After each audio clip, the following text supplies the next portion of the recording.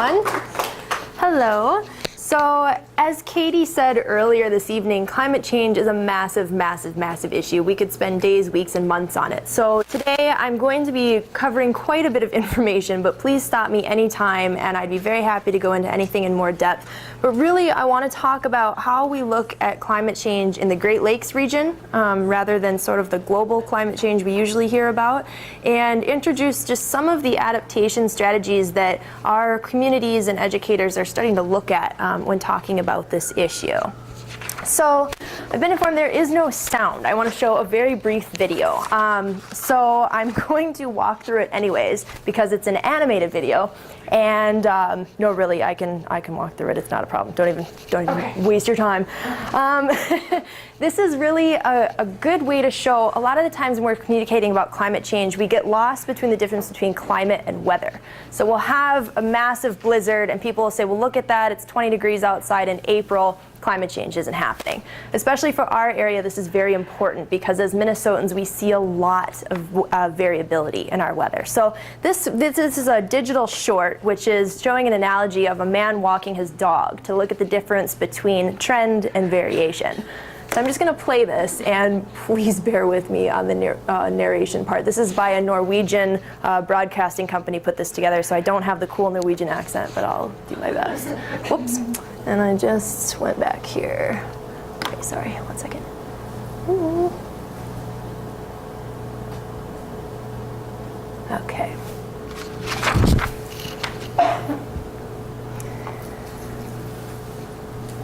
All right, so a lot of the time when we're talking about trying to track a trend, we're looking at it from too short a distance. So if we're going to start talking about tracking these long-term trends, we have to take a step back. So what we're seeing here is just a man walking his dog. And the dog, as you can see, as he goes on his little path, is all over the place. It's very, very hard to predict where he's going to be. But where do we think he's going to be in about 5 minutes? Probably somewhere up here, yeah? But right now, the dog is going down. So how do we decide if he's going to be up here? Because we're looking at the owner. So we don't exactly know what's going to happen. We don't know very much about this owner. He could change direction. But right now, he's trending in this direction. So that's kind of how we look at the difference between climate and weather. So the dog here is going to be, oh, here it goes. Sorry, my narration is off. The dog is going to be the weather. The owner is the climate. So that's kind of just a very simple explanation. I kind of like to show that to students because it's just kind of cool. And then here, just go over the basic definitions. Weather is the state of the atmosphere at any given time and place, looking at temperature, humidity, precipitation, cloudiness, wind, etc. Climate is the set of meteorological conditions that prevail in a particular place or region over a long period of time.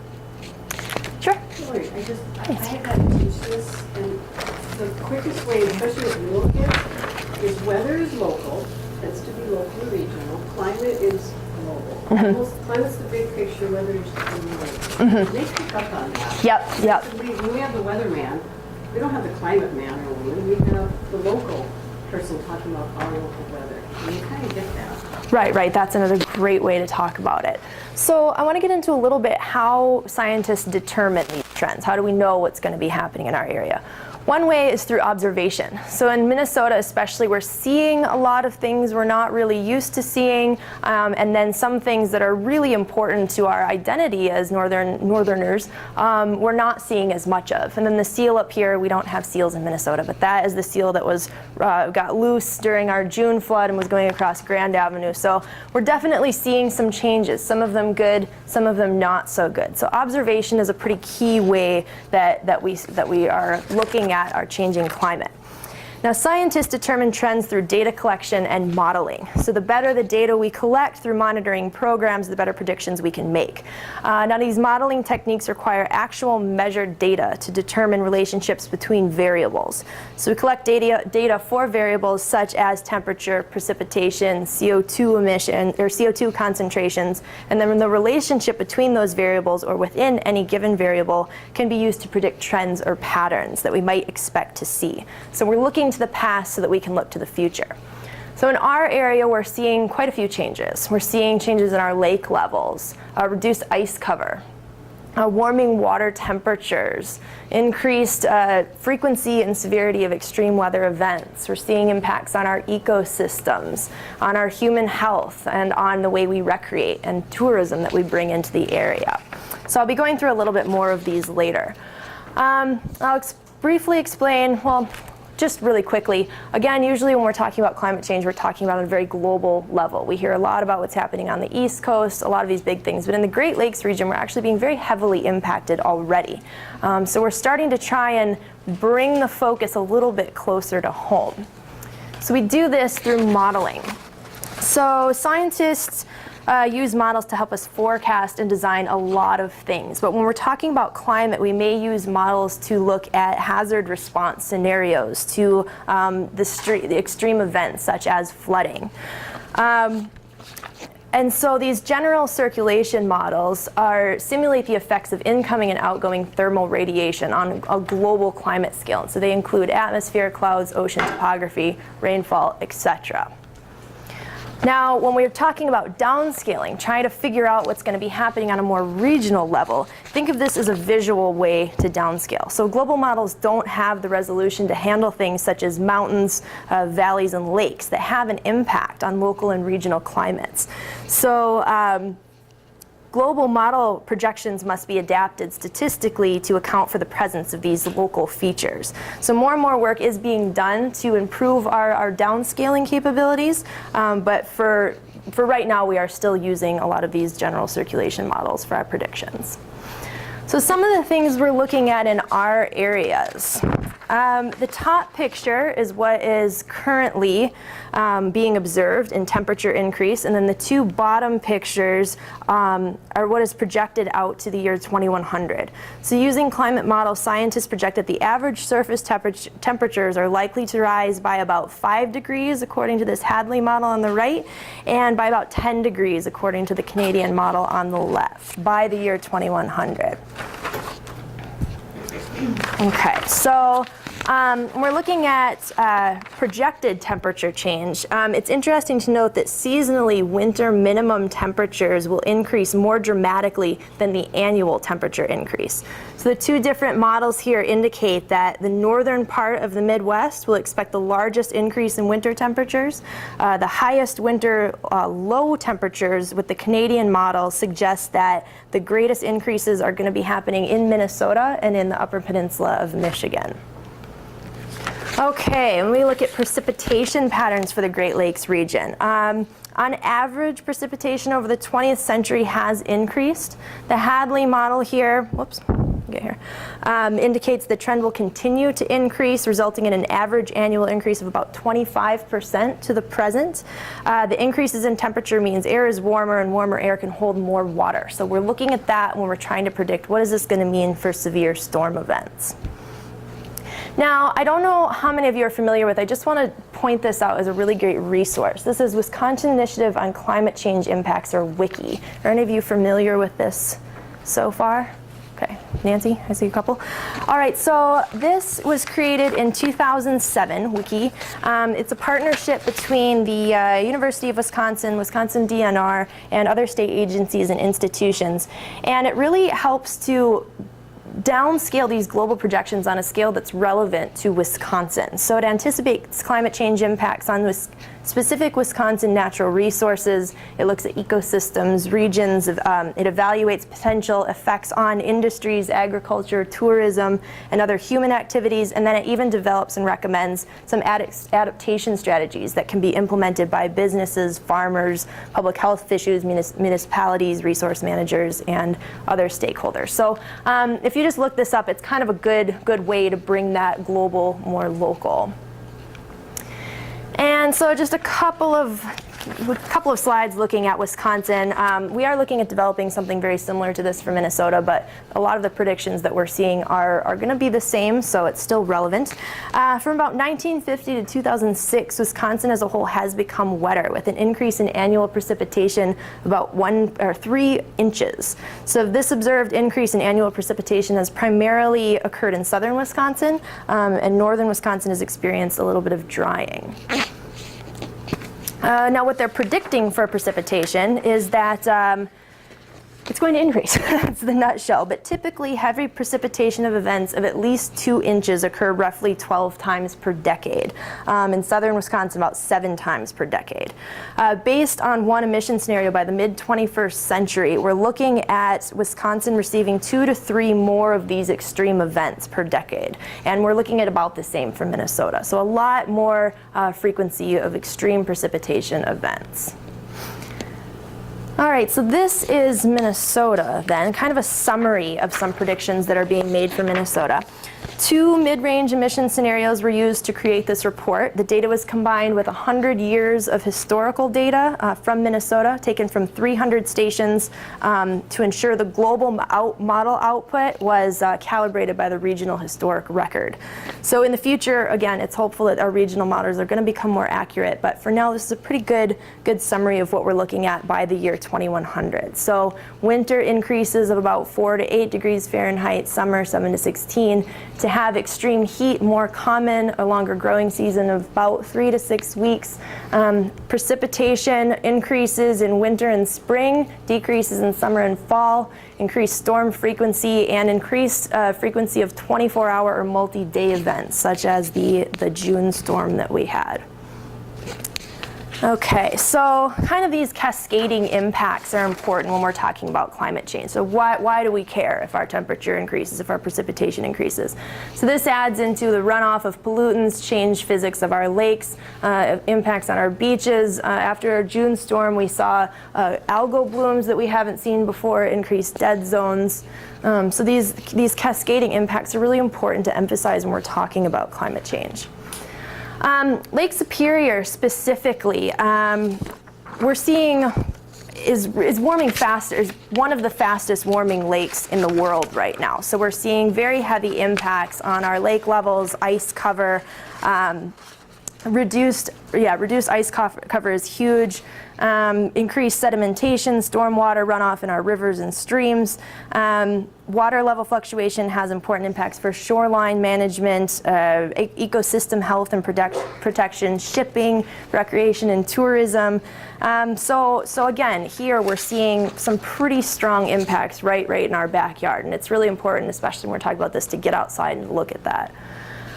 This is kind of a summary of the impacts that we're seeing. Now, because of time and just what it would take to go through all of these, I'm going to focus today, I'm going to talk a little bit about temperature, ice cover, water levels, and water temperature, but I'm really going to focus on the precipitation, severe storms, and droughts.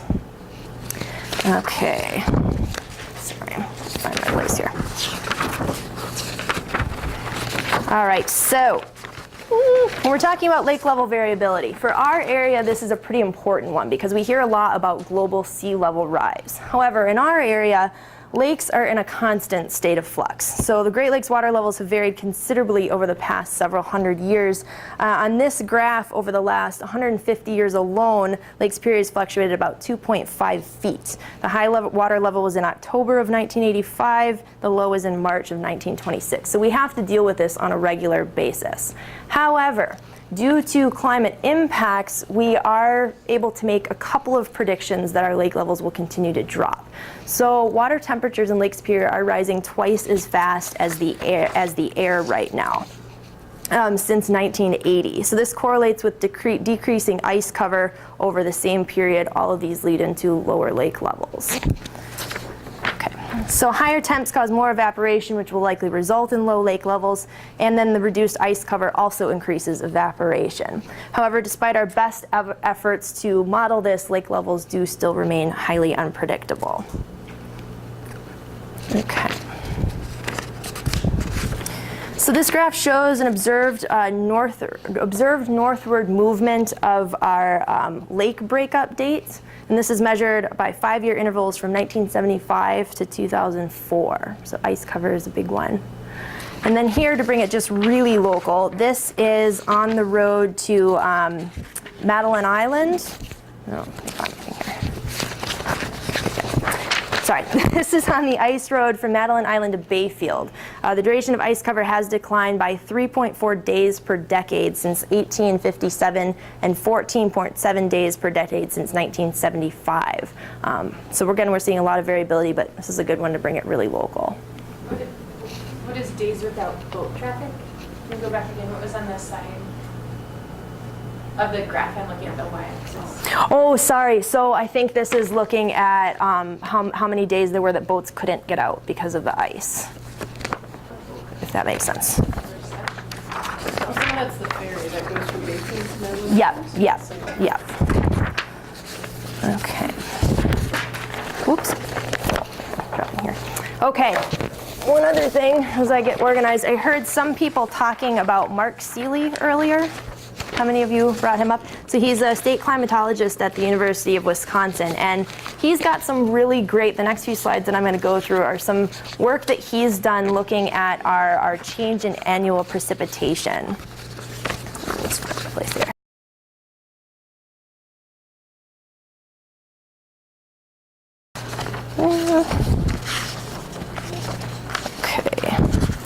All right, so this is Duluth's annual precipitation, or normal precipitation. So these are recalculated every 10 years and based on the previous 30 years of data. So the normals are trending upward, and we can see about a 5% increase since the 1941 to 1970 period. This is looking at two harbors. The increase from 1941 to 1970 is about 9%. And then here's kind of a summary. A 2-year or 24-hour rain event, as we kind of categorize them, means that this rainfall is expected to have an occurrence every 2 years based on monitoring and modeling data from historic data. So in a 20-year period, there should be about 10 of these as we calculate them, right? So as you can see from this data, our local communities are experiencing a 2-year event at least once a year, possibly more. So reoccurrence of these 2-inch or 24-hour rain events are being exceeded in the most in the past 15 years. And then this is the NOAA Rainfall Atlas updated for a 100-year or 24-hour storm event.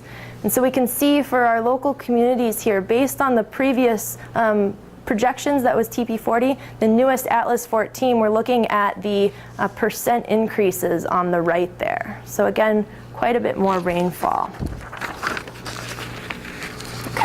And then this slide I really like to show, this is again from Mark Seeley. This is in 2007, many Minnesota communities were experiencing drought, while at the same time neighboring communities were experiencing flooding. So when we're looking at planning, we have to take into account this huge deal of variability that can happen in our area. So in planning, we have to make sure that we're looking at all of these possibilities. This is Boundary Waters Canoe Area in 2007. This is just a really great image of a fire that swept through here really, really quickly. I'll mention right before our June event in May 2012, we were really worried about drought and fires associated with high winds. And then by Memorial Day, we'd gotten some rain that kind of saturated the soils leading into our June event. So again, lots and lots of variability in our area. Here's just some images of some drought conditions. Some of you are pretty familiar with these streams. The Flute Reed is up by Grand Marais. The Talmadge, when I'm talking about drought conditions, maybe working with students, and we're looking at impacts on fish populations, for example. With these drought conditions and the fish get stuck in these pools, their passages are hindered and they can't get out to the lakes. So that is I like to work with students on that, looking at stream data, looking at native fish populations. What is it going to mean for them with these temperature increases, especially native fish like brook trout have a temperature range they like to live in. So that's kind of a really close to home example that you can use when talking about these trends. And then we get into some severe weather and flooding. Our increase in precipitation really we're seeing in the form of extreme events. In the United States, extreme events have made up a very disproportionate share of the observed increases in total precipitation. So extreme precipitation has risk for flooding, erosion, water quality deterioration, human health concerns such as frequent outbreaks of waterborne diseases, especially in the more rural areas. More extreme precipitation events require more resources as well from local and state governments to deal with flood cleanup, increased maintenance costs, and increased water treatment costs. Here's some impacts after our June flood. I'm sure you've seen a lot of these pictures floating around. And then our harbor, of course. This is where we saw, after the June event, we saw blue-green algae observed in Lake Superior. And then about a year's worth of sediment dumped into the harbor in 3 days. So it was 100,000 tons of sediment deposited into the harbor. Okay, so climate is long-term. That's the one thing we're talking about. And now I kind of want to get into a little bit of the so what. These changes are happening, well, what can we do about them? And I really like this quote that was taken from the Northeast Regional Climate Science Center in this year. If we keep doing what we've been doing, we won't get what we used to get. So a couple of reports have been published in 2012, for example, discussing the reality of our increase in the likelihood of extreme events. So a 100-year storm event is no longer a valid standard for us to plan by. And then this I really liked as well, especially when we're working with students. A lot of us who have been from Minnesota for a long time or have grandparents, people, we identify with winter. That's our thing. That's how we classify ourselves as Minnesotans. And so a lot of the impacts that we're seeing, we're losing a little bit our sense of place. And when we're talking to students, you know, they might not remember what winter used to be like here. And so it's kind of looking at that historical data and then projecting out what are we going to be seeing in our area. So, okay, here I'm kind of switching gears and getting into a little bit more of the what do we do. So these two terms, mitigation and adaptation, get thrown around a lot when we're talking about climate change, and it's pretty important to mark the difference. So mitigation is the action taken to reduce global warming at its cause. So an example of this is reducing our greenhouse gas emissions in the transportation or the food processing sector. Adaptation is the process of taking steps to become more resilient or less vulnerable to the changes that we're already seeing that are inevitable we will continue to see. And this also takes into account the great deal of uncertainty that we're dealing with when talking about climate change, of how and exactly when these changes will be taking place. So for the purposes of this talk and a lot of the work that we do here, I'm going to focus on adaptation a little bit more. So again, when we're communicating about climate change, we tend to focus on what can we do in these 5 categories. So we're looking at emergency response, public health, infrastructure, ecosystems, and education. So I'll get into these just a little bit. So when we're looking at emergency response, it's pretty important to look at our transportation and roads. I'm sure a lot of you who were here for the June event saw a lot of this. So for future, if we're expecting to see more of this, possibility would be to install warning signs and barriers ahead of time so that would free up personnel during an event that they can respond faster. Or a lot of our more rural communities up the shore might have only one access road in, so I'm possibly looking at some alternative evacuation routes, and then maybe revising some weight limits for winter road use. The human health portion, when I talk about this, I like to really talk about these cascading multiple benefit actions that can happen. We're not just talking about climate change when we're talking about doing actions to improve our environment or our human health. So for example, by protecting our water supplies and maintenance of our water quality, we improve conditions of aquatic habitats, we increase the reliability and economics of water supplies using the resource more efficiently, upgrading our sewer and septic systems to contain and treat non-point source pollution that flows off roads, buildings, industrial sites, etc. is an action with multiple and cascading benefits. Providing land use planning to reduce sprawl not only reduces emissions from driving but also reduces habitat destruction, fragmentation, the amount of paving.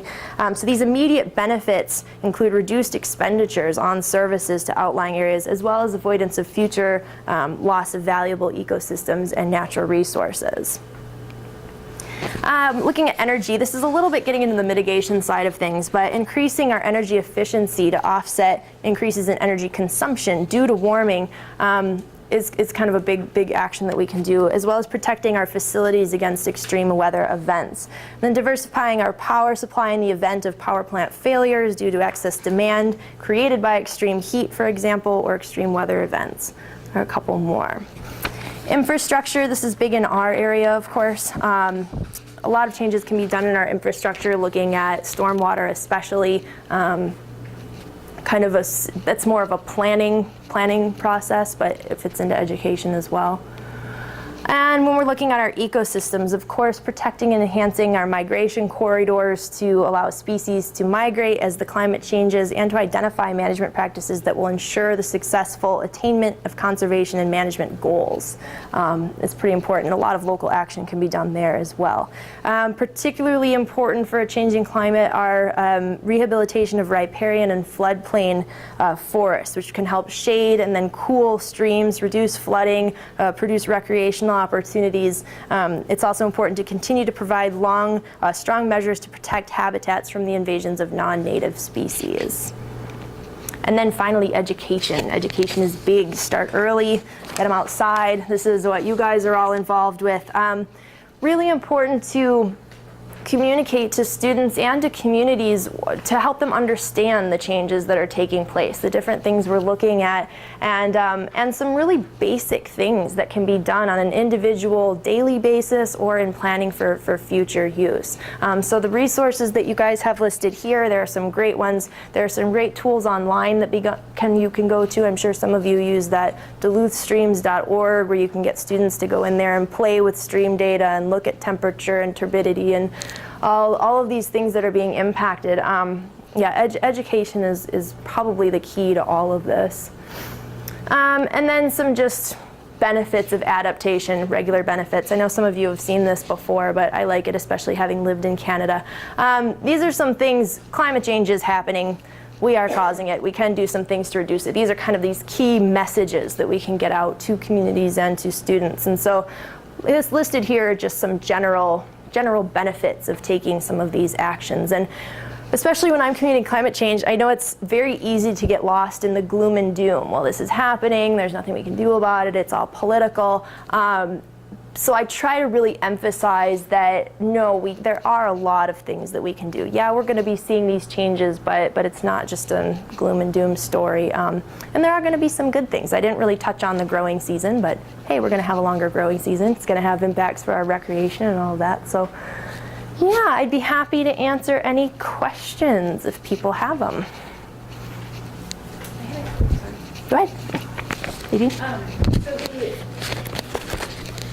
The amount of rainfall is higher. Yes. But the drought we're seeing is getting longer. Yes. So I understand that. Yeah. I understand why. Yeah.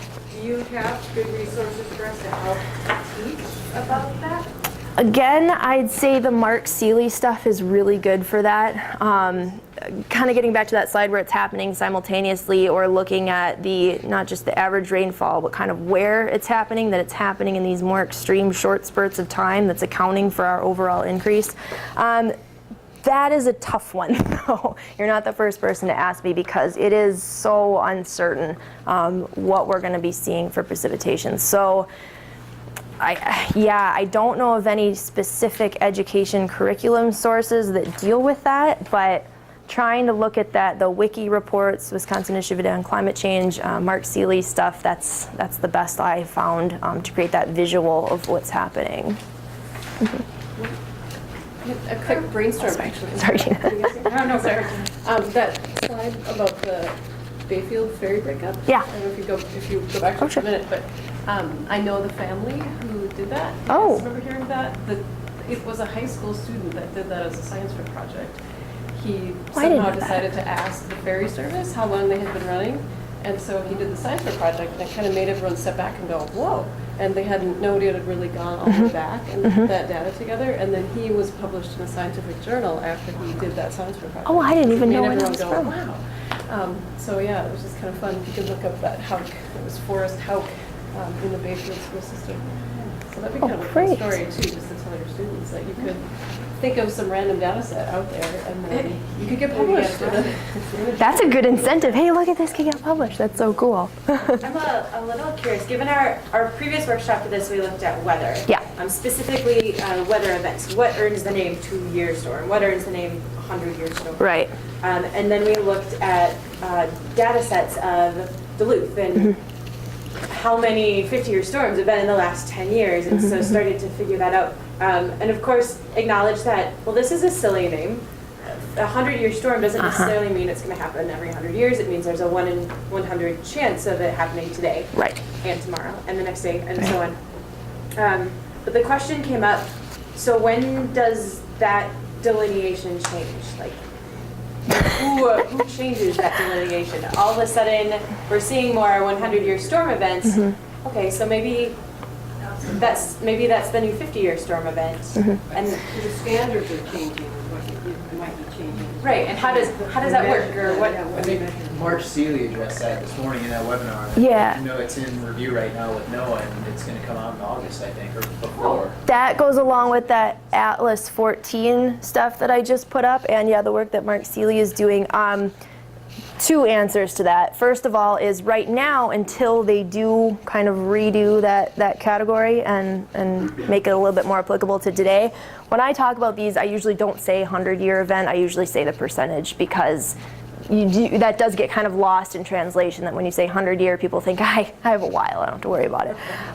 So that's just a sort of communication thing. And then, yeah, as you said, your name, Dan, as Dan said, yeah, they are working on it right now and should have the updates out soon.